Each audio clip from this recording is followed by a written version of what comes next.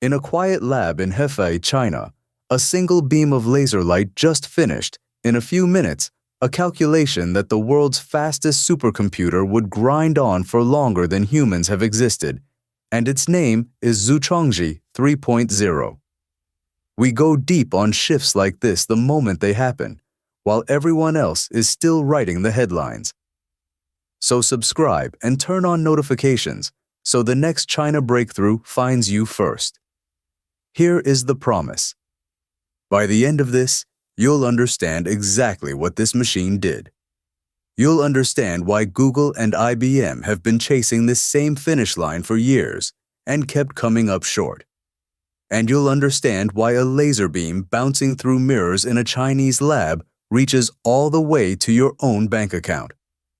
If you've ever wondered whether America is really still the only place that builds the future, keep listening, because this next part changes the answer. First, let's make this real, because a claim this big deserves a name, a date, and an address. The machine is called Zuchongji 3.0. It's a superconducting quantum processor with 105 qubits. It was built by the University of Science and Technology of China, led by the physicist Pan Jianwei, and it was unveiled in March 2025. This isn't a rumor whispered on a forum. It's a named chip in a named lab, sitting inside a gold cooling rig that looks like a chandelier hanging upside down. It exists. It is cold. It is running. Now, to feel why the whole world is watching a piece of hardware the size of a dinner plate, you have to understand the wall. The wall that every lab on Earth kept slamming into. Think about how a normal computer solves a hard problem. Even Frontier, the supercomputer in Tennessee, the fastest machine humanity has ever switched on, does it the same basic way your phone does. It checks one answer at a time. One path, then the next, then the next. Picture a jailer standing at a locked door with an enormous keyring, trying key after key after key, one at a time, until one finally turns. For easy problems, fine. The ring is small. You get through it fast. But here's the cruel part, the part that stopped everyone. For the truly hard problems, the keyring doesn't just get big. It grows faster than any machine can ever add keys. Every new piece of the problem doesn't add one key. It multiplies the entire ring. 2 more pieces, and the ring is 4 times bigger. 10 more, and it's 1,000 times bigger. Add enough, and the number of keys is larger than the number of atoms in the universe. That's the wall. And it doesn't matter how fast your jailer is. Frontier can try trillions of keys a second, and it still drowns because the ring is multiplying faster than it can turn keys. Google hit this wall. IBM hit this wall. Every serious lab in the United States hit this exact same wall. Speed was never going to be enough. And here's where it stops being a lab curiosity and starts being your problem. That same try, every key math, the thing no machine can outrun, is exactly what guards your money right now. When you log into your bank, the lock on that screen is a math problem so big that even Frontier would need billions of years to crack it by trying keys one at a time. That giant, unbeatable keyring is the reason your savings are safe tonight. And yes, I mean your bank login. Stay with me, because by the end, you'll see exactly why this lab in Hefei has anything to do with your money. And I already know the bigger question sitting in the back of your mind, because it's the one that actually keeps people up at night. Okay, fine. But which sectors is China actually about to dominate next, so I'm not always 3 steps behind? Because this quantum machine isn't a one-off stunt. It's a signal. That's the honest half answer. A breakthrough like this is a pattern, not an accident. And the same country setting the pace here is quietly moving on chips, energy, AI, and trade all at once. If you want the full map, that's the entire job of a plain language guide called the China Signal. It decodes what China is really building, one sector at a time, so you can spot the shift before the crowd instead of scrambling after it. Read it, and this quantum story stops being a surprise and becomes a pattern you saw coming. The link's in the description. Now, before we go further, hold one honest question in your hand and don't let go of it. A machine that beats every supercomputer on Earth is an enormous claim. So is that a real finish line? Or is it just another headline that quietly collapses when you read the fine print? Park that thought. We're going to weigh it carefully. But not yet. Because here's the thing. The wall teaches you. You cannot win by trying one key at a time on a ring that keeps multiplying. The only way through is to try millions of keys in the same instant. And that should sound impossible, because for a normal computer, it is. The whole game changes on a single strange idea about what a bit of information is even allowed to be. Trying millions of keys in the same instant sounds impossible, right up until you stop thinking of information as a plain one or a plain zero. Here is the whole trick, and it is simpler than the headlines make it sound. A normal bit is a coin lying flat on a table, heads or tails. One answer, sitting still, waiting for you to read it. That is how your laptop thinks. One coin, one value, one key on that endless keyring, checked and then set down. A qubit is that same coin, but spinning in the air.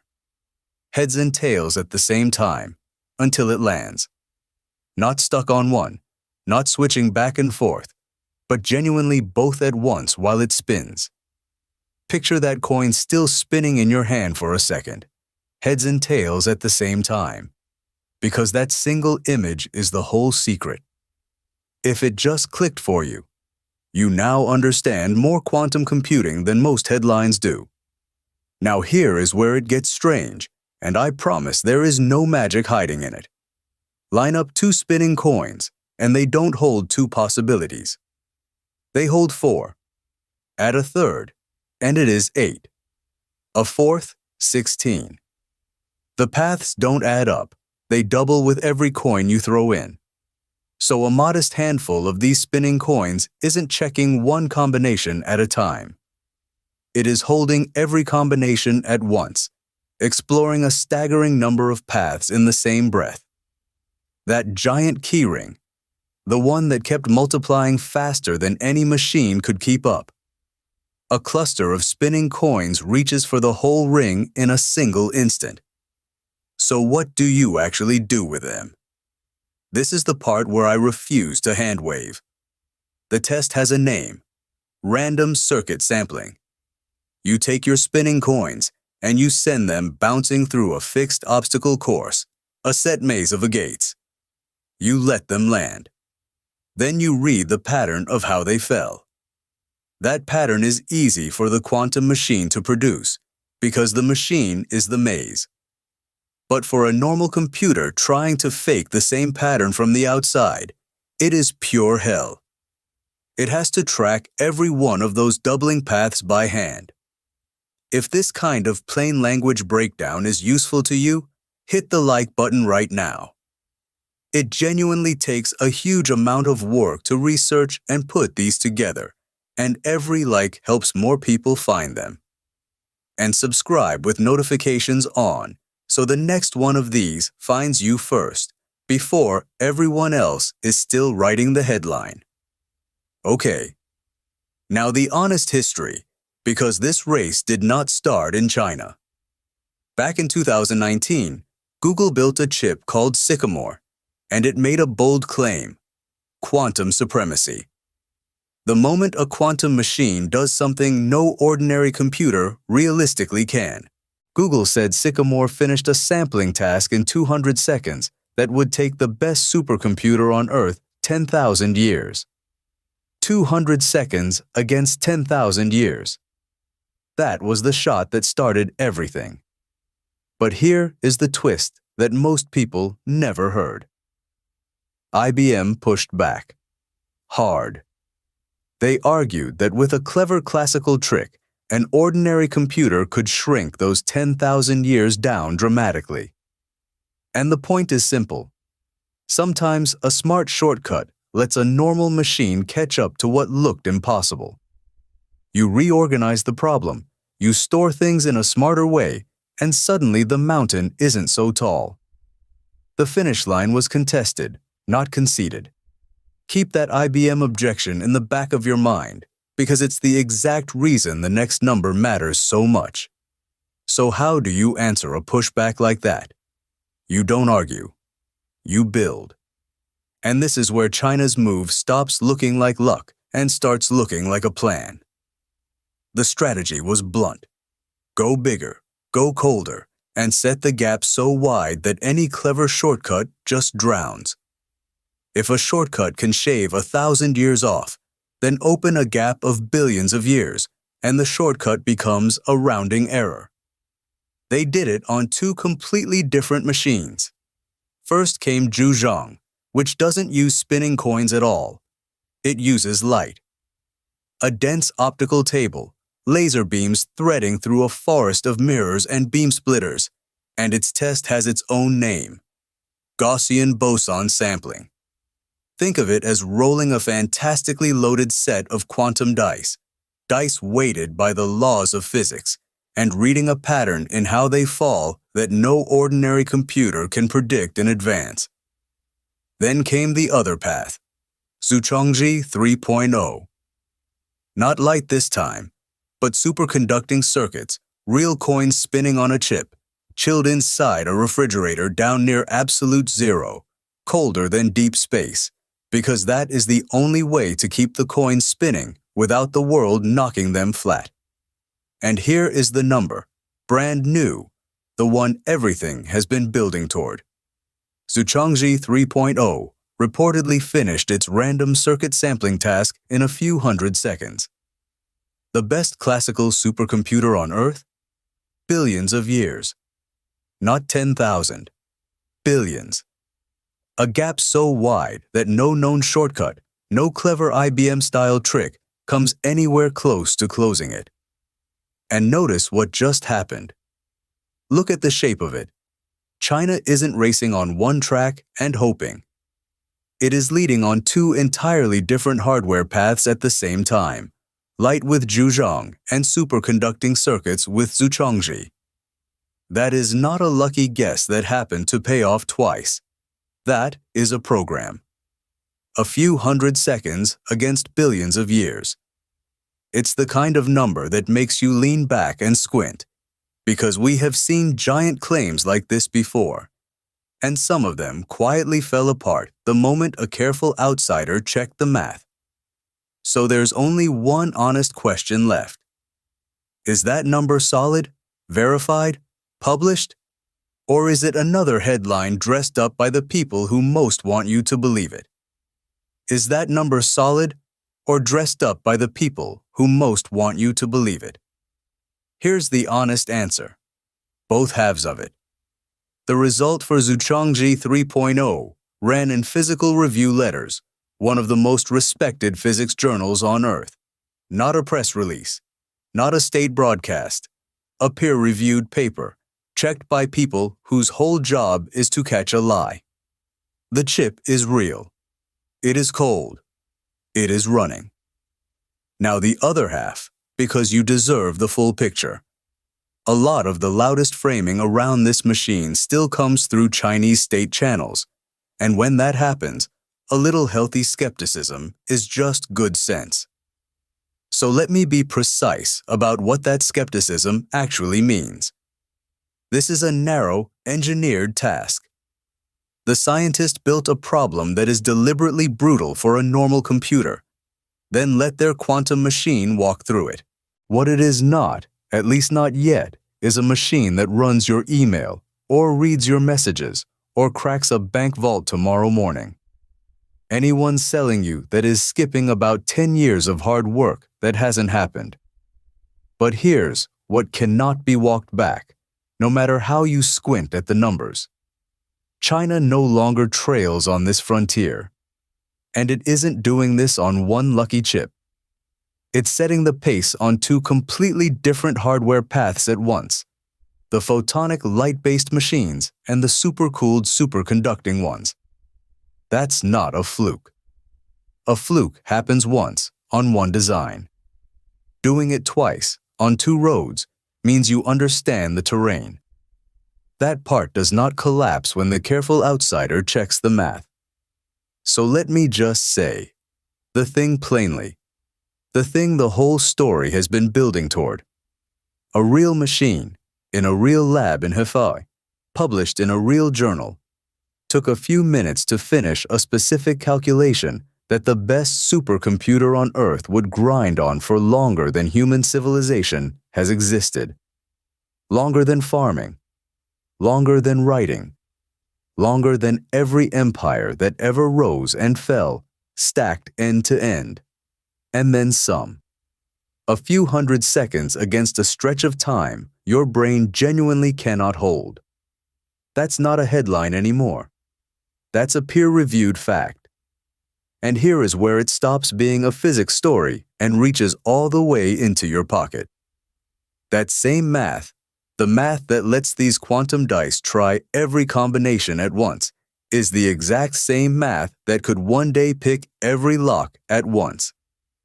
Think about the password you used this morning. The lock protecting it was built assuming a machine like this doesn't exist yet. That assumption has an expiration date. The encryption guarding your bank login, your medical records, the classified traffic between governments, almost all of it rests on one bet: that no computer can check enough keys fast enough. A big enough quantum machine turns that giant keyring into a machine that grabs every key in the same instant. And if you think that's overblown, look at what the grown-ups in the room are already doing. The United States is not waiting around. It is racing to swap in what's called post-quantum encryption, brand new locks specifically designed to survive a quantum attack. Standards bodies have already picked the first ones. Banks and agencies are starting the switch right now, today, while these machines are still narrow lab experiments. Let that sit for a second. You do not rebuild every lock in the country over a stunt. You rebuild them because the smartest people who see the classified picture have decided the threat is real and the clock is running. Now, I don't want to leave you standing only in the scary half of this, because that would be dishonest too. The very same power cuts both ways. A machine that can explore millions of paths at once is a machine that can simulate a new drug molecule by molecule, watching how it folds and binds before anyone spends $1 in a lab. It can design better battery materials, atom by atom, the kind that could finally make an electric car cheap and long range. And it can train smarter, sharper artificial intelligence on problems that choke today's chips. It cracks locks, yes. But it also builds medicines, builds batteries, and builds minds. Same coins, flipped toward creation instead of destruction. So who actually gets overtaken here? It's not really Google or IBM. They're brilliant, and they're still in this fight. The real casualty is quieter than that. It's an assumption. The comfortable belief that the future gets invented in one place, in Silicon Valley, in California, on a campus with good coffee and better parking. That was true for a long time. On this particular frontier, it isn't the whole story anymore, and pretending otherwise just leaves you 3 steps behind. Which brings us all the way back to where we started, that lone beam of laser light bouncing through its maze of mirrors in Hefei, quietly landing as heads and tails at the same time until the moment it's measured. It looks like nothing. It looks like a science fair experiment under glass. But it isn't a stunt. It's a signal. This is how technology curves actually work. They look flat for years, for decades, so flat you assume nothing is happening. And then, all at once, they are not flat at all. The country that masters these spinning coins first, that learns to control them at scale before anyone else does, may quietly own the next century while the rest of the world is still writing the headline. So here's the real question for you, and I genuinely want your answer. Which industry gets rewritten first? Banking, medicine, defense, or artificial intelligence? Drop your answer below and tell me why. And if you want the next one of these breakdowns to find you before the crowd catches on, subscribe and turn on notifications because we go deep on shifts like this the moment they happen, while everyone else is still writing headlines. A few minutes against billions of years in a lab most people will never hear about. The curve just bent. Now the only question is who's paying attention while it does.